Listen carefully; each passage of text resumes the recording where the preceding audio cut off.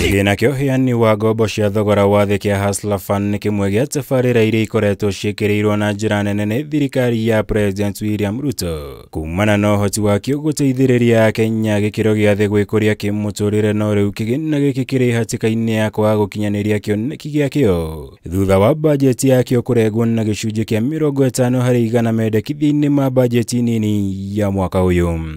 Financial Inclusion Fund, BETA, and which is one of the signature program of this administration, has suffered a massive budgetary cut of 5 billion.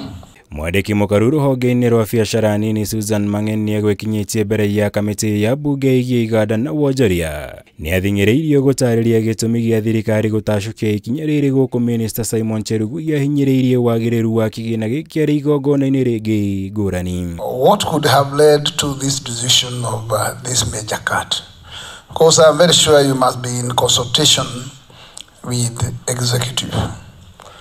What would have led to this serious cut, and what could be the future intention of handling this particular UHEANI fund and Hustler Fund? Is it that government is running away from this program, or why would there be a 50% cut from your view? Because if it is performing, did you even need extra money in the first place?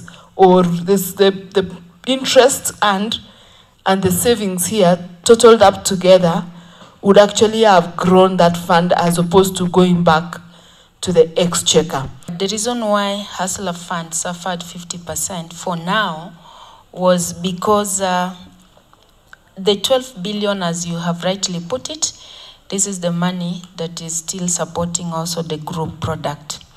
So the two other products, which is the SME and the startup, were not yet, those products were not yet ready. Igũrũ rĩa OPS nĩ ahinyĩrĩirie atĩ kwaga mũbango mũkinyanĩru harĩ ũheani wa ngombo ici kũrĩ ikundi ta ũmwe wa maũndũ marĩa maracũngĩrĩirie kũnyihio kwa bajeti yao ĩrĩa matanyĩte gũgacokerio mwaka ũkĩte wa kĩgĩna wona mĩtaratara yothe ya kĩwatho yarĩkia kũgathĩkwo.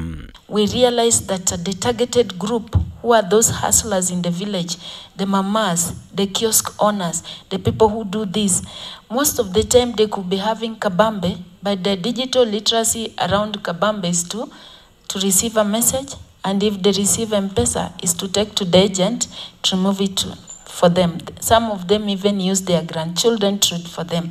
The Hustler Fund is working and really touching lives, especially Kenyans who had no access to any facility.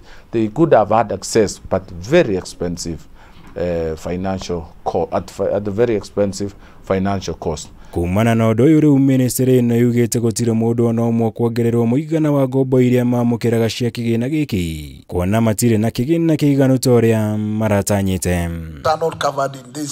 Ngĩribotera Kameme TV, njĩtagwo Mwaura wa Gunya.